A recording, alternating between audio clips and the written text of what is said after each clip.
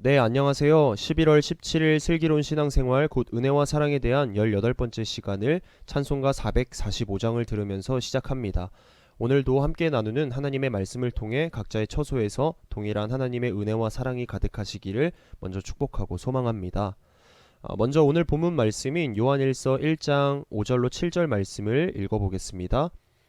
우리가 그에게서 듣고 너희에게 전하는 소식은 이것이니 곧 하나님은 빛이시라. 그에게는 어둠이 조금도 없으시다는 것이니라.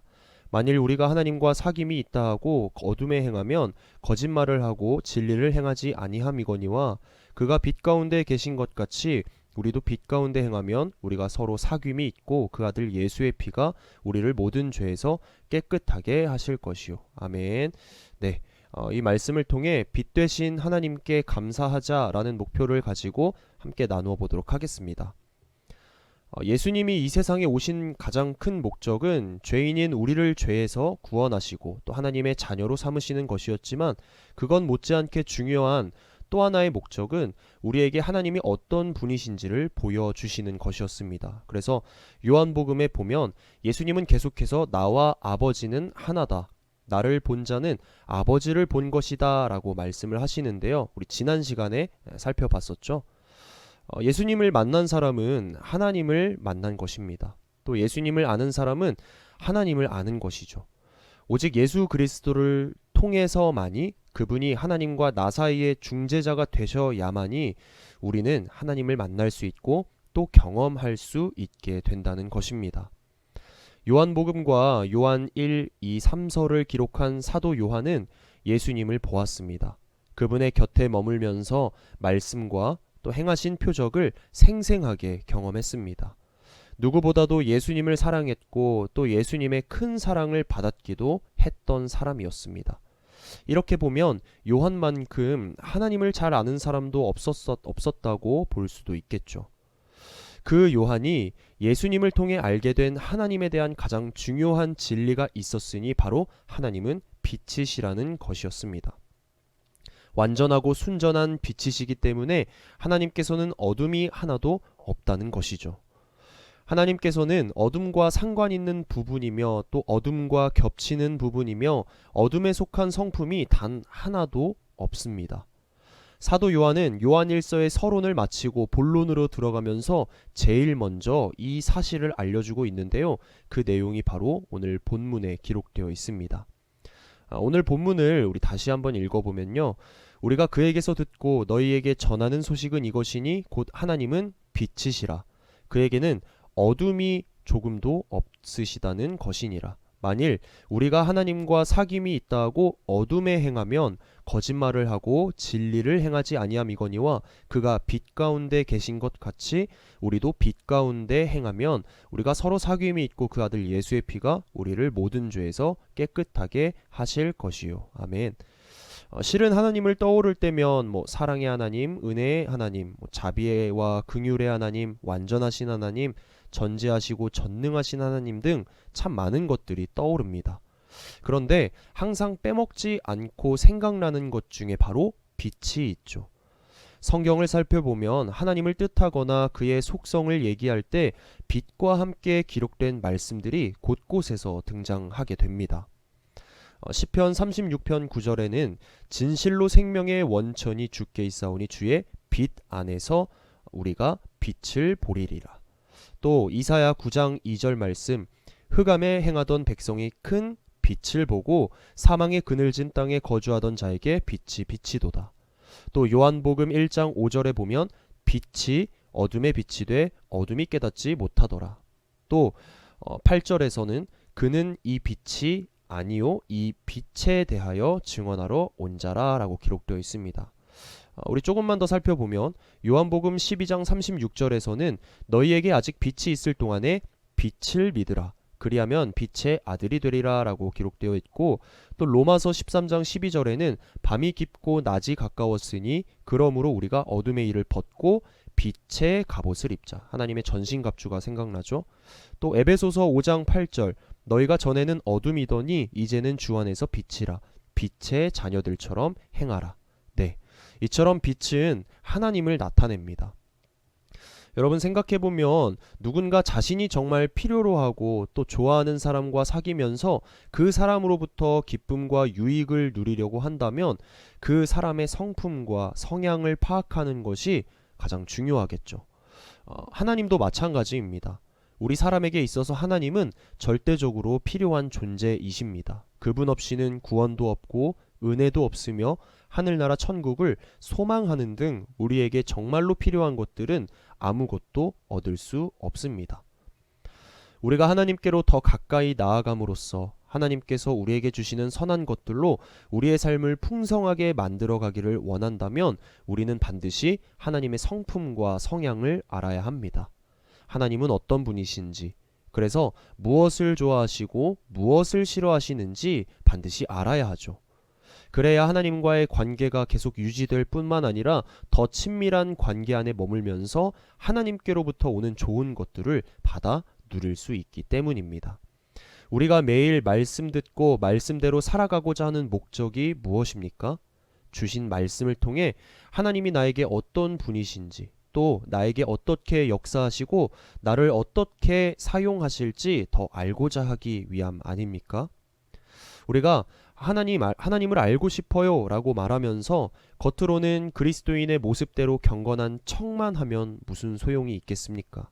말씀에 담긴 하나님의 성품과 성향이 어떠한지 묵상은커녕 말씀을 가까이 하지 않고 말씀대로 살지 않는데 어떻게 하나님과 더욱 가까이 교제하기를 원한다 말할 수 있겠습니까? 오늘 수요 예배를 통해 우리는 앞서 목표를 나누죠. 하나님은 어떤 분이신지 우리에게 주어진 말씀을 나누며 하나님은 이런 분이시구나 라고 주어진 말씀 안에 담긴 하나님의 성품과 성향을 깨닫고자 함이 아닙니까? 뿐만 아니라 주일 예배, 금요, 여호와의 밤도 마찬가지죠. 하나님께서 목사님을 통해 주시는 말씀을 통해 한 주간 동안 하나님은 이런 분이시구나 하고 깨달음을 얻고서는 그 말씀대로 살아가기 위한 경건의 시간이지 않습니까? 그런데 4일 전 주일날 우리에게 주신 하나님의 말씀을 기억하시는 분이 몇 분이나 될까요? 본문 말씀, 말씀 제목이라도 기억하고 계신지요? 우리는 하나님께로 더 가까이 나아가야 함을 한 귀로 듣고 한 귀로 흘려보내는 식의 이런 안일함을 벗어버려야 합니다. 주신 말씀을 우리 마음판에 잘 새기며 살아가야 합니다. 하나님은 모두의 하나님이시기도 하지만 특별히 나에게 찾아오시는 하나님을 찾고자 하는 간절한 바람과 믿음이 있어야 하지 않겠습니까? 그런 저와 여러분 되시기를 주님의 이름으로 축복하고 소망합니다. 그래서 오늘 본문 5절 말씀에 보면 기록되어 있기를 하나님은 빛이시라 그에게는 어둠이 조금도 없으시다 라는 설명이 나와 있습니다. 어쩌면 하나님의 성품과 성향을 가장 명확하게 알려주고 있습니다. 네, 하나님은 빛이십니다. 빛과 상반되는 어둠이 조금도 없으시다 라고 기록되어 있죠. 이것이 하나님의 성품이고 성향입니다. 쉽게 말하면 하나님께서는 빛에 속하는 일만 하시고 또 빛을 닮은 것들만을 좋아하신다는 의미가 되겠습니다. 그럼 반대로는 어둠에 속하는 일은 절대로 하지 않으신다는 뜻이고 어둠을 닮아 있는 일들은 절대로 좋아하지 않으신다는 뜻이 되겠죠. 실은 이것만 알아도 우리가 하나님과 계속해서 친밀한 관계를 유지하고 그 관계의 유익을 누리려면 어떻게 해야 하는지가 단번에 파악됩니다. 우리가 하나님과의 관계가 더 깊어져 가고 그래서 그분께 가까이 가 있는 자들만이 알 수 있는 복을 누리려면 우리는 어떤 사람이 되어야 합니까? 네, 빛에 속한 성품을 가진 사람이 되어 가야 합니다. 할 수 있는 한 어둠에 속한 일들을 피하려고 애쓰는 사람이 되어야 한다는 것이죠.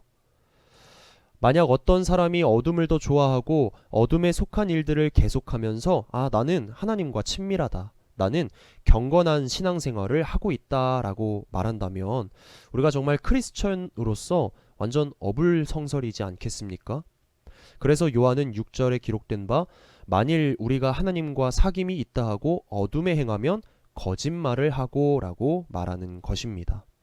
완전히 상반되는 빛과 어둠이 우리에게 시사하는 바는 결국 빛 대신 하나님과의 관계가 회복되고 하나님과의 사귐의 유익을 누리는 사람은 결코 어둠에 속한 일을 행할 수가 없다는 말이 되겠죠. 물론 어둠에 속한 일을 행하지 않는다라는 이 말이 사람이 전혀 죄를 짓지 않는다라는 말은 아닙니다.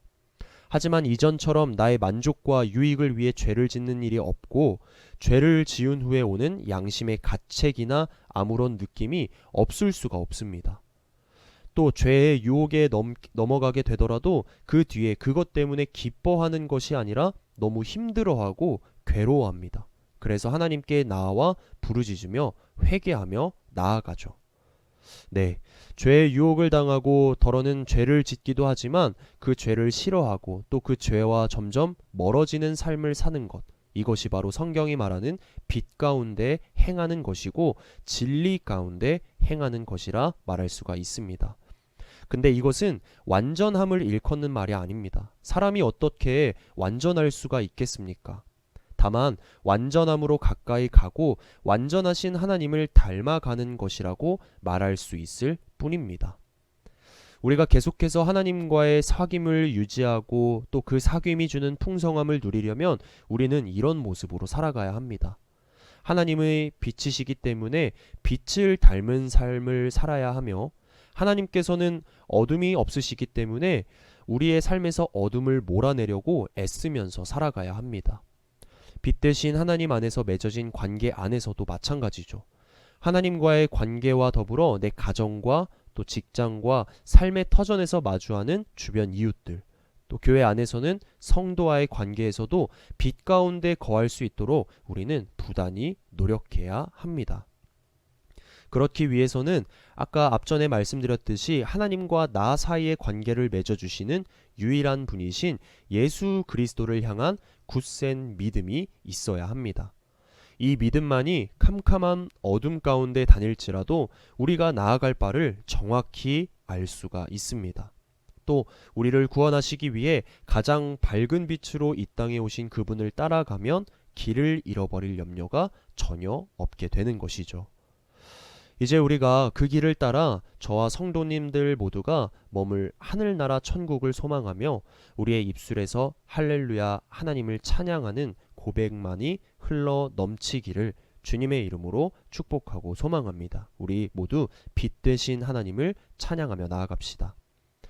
오늘 우리가 함께 부른 찬송인 태산을 넘어 험곡의 가도라는 찬양의 작사는요, 미국 19세기 미국의 감리교 부흥사 헨리 제프레이스 젤리 목사, 또 작곡은 젤리 목사의 친구였던 교회 음악가 조지 해리슨 쿡 목사입니다.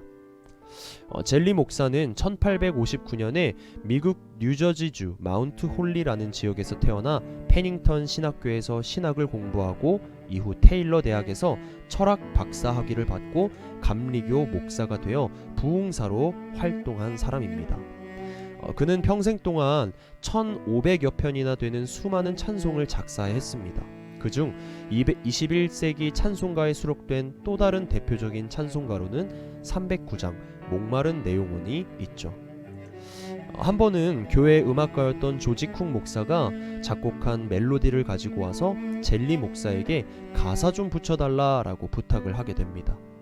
동료 목사의 부탁에 젤리 목사는 간절히 기도하는 가운데 그가 빛 가운데 계신 것까지 같이 우리도 빛 가운데 행하면이라는 오늘 본문이 포함된 요한일서 1장 7절 말씀의 영감을 받아 만든 찬송이 바로 오늘 우리가 함께 나눈 태산을 넘어 험곡의 가도라는 찬송입니다. 원래 이 찬송의 제목은 천국의 햇빛이었습니다. 이후 우리가 잘 아는 태산을 넘어 험곡의 가도라고 제목이 바뀌었지만 여전히 그 가사와 그 곡조에는 내 모든 여정 중에 빛 되신 주님과 동행하니 할렐루야를 힘차게 불러 영원히 주를 찬양하리라는 당시 작사할 때의 젤리 목사의 고백이 고스란히 담겨져 있는 곡이 되겠습니다. 지금 예상치 못한 코로나로 인해 앞길을 가늠하기 어려운 세월을 살아가고 있습니다.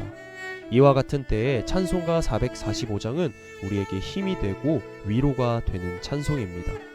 그리스도인인 우리 모두가 간절한 마음으로 이 찬송을 부를 때 능력의 하나님, 빛 되신 하나님께서 이 나라와 민족, 나아가 세상 모든 민족을 천국의 빛 가운데로 인도해 주실 것입니다. 지금까지의 환난과 험한 산과 골짜기를 넘어오게 하신 하나님께서 닥쳐올 어떤 환난에서도 우리를 지켜주실 것입니다. 빛 되신 하나님을 영원히 찬양하며 나아가는 저와 여러분 되시기를 주님의 이름으로 축복하고 소망합니다.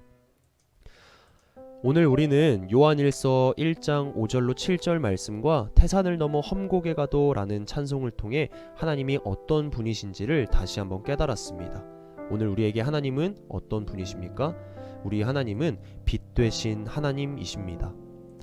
하나님은 빛이십니다. 그분에게는 어둠이 조금도 전혀 없습니다. 그래서 우리가 그분과의 사귐을 유지하고 그 사귐이 주는 풍성한 유익을 계속해서 누리려면 우리들 또한 빛 가운데 행해야 하며 우리 안에 있는 어둠과 어둠에 속한 일들을 몰아내기 위해 부단히 노력해야 합니다. 빛 대신 하나님을 닮은 삶과 존재를 지니려고 애쓸 때 그때 주어지는 은혜와 사랑을 기대하며 바라기는 우리가 빛 가운데 거함으로써 하나님과의 사귐이 주는 풍성한 유익들을 매일매일 누리며 살아가시는 우리 모두가 되기를 주님의 이름으로 다시 한번 축복하고 소망합니다. 네, 우리 기도하겠습니다. 사랑이 많으신 아버지 하나님, 오늘도 우리에게 말씀으로 다가오셔서 이 말씀으로 하나님의 은혜와 사랑을 깨달을 수 있게 하심에 깊은 감사를 드립니다. 하나님은 죄로 더럽혀지고 어두워진 우리 마음 가운데 한 줄기 따스한 빛으로 찾아오셨습니다. 그 찬란한 빛으로 우리가 나아가야 할 방향을 제시해주며 마침내 영광스러운 하늘나라 천국을 소망할 수 있도록 인도해 주십니다. 때론 험한 산과 골짜기가 예기치 못한 순간에 우리 삶 가운데 나타날지라도 두려워하지 않고 빛 되신 하나님만을 따라가는 굳센 믿음을 허락하여 주시옵소서. 주님, 우리의 힘만으로는 부족합니다. 주님이 우리를 도와 주시옵소서. 오늘 말씀 잘 붙잡고 다가올 주일을 기뻐하며 기대하는 우리가 되기를 소망하며 감사드리며 주 예수 그리스도의 이름으로 간절히 기도드립니다. 아멘. 네, 수고하셨습니다. 우리 다음 시간에 뵙겠습니다. 안녕.